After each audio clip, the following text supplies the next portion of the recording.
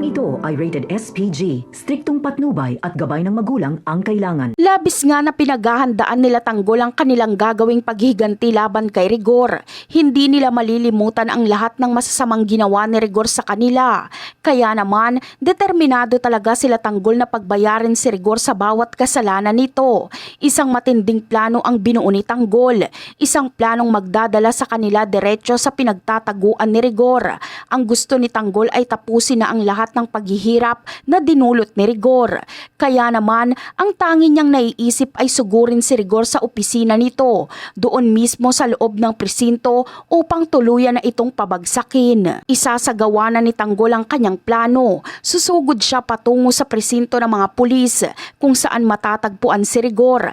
Nang makita ni Rigor ang biglaang pagsugod ni Tanggol, labis siyang magugulat. Hindi niya inaasahan na may makakasingit o makakapasok sa kanyang opisina, lalo na't napakaraming pulis ang nakabantay sa buong presinto. Ang buong akala ni Rigor ay ligtas siya sa kanyang posisyon at sa dami ng kanyang mga tauhan. Ngunit mali pala siya. Kahit pa si Rigor ang hepe ng mga pulis at may kapangyarihan siya sa batas, makikita sa kanyang muka ang matinding takot kay Tanggol. Alam niya sa sarili niya na hindi pangkaraniwang tao si Tanggol.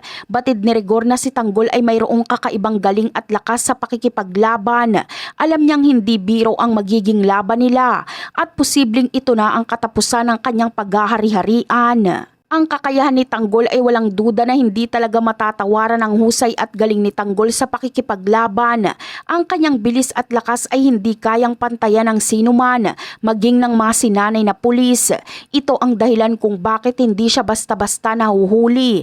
Kaya rin niyang takasan ng mga pulis ng paulit-ulit at hindi talaga siya magagawang ikulong. Ang angking galing na ito ni Tanggol ang nagbigay sa kanya ng hindi matitinag na katapangan upang harapin si Rigor.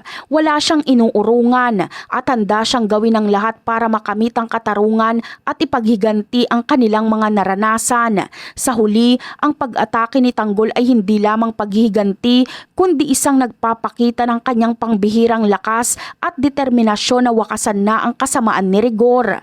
At yan ang aabangan natin. Bye!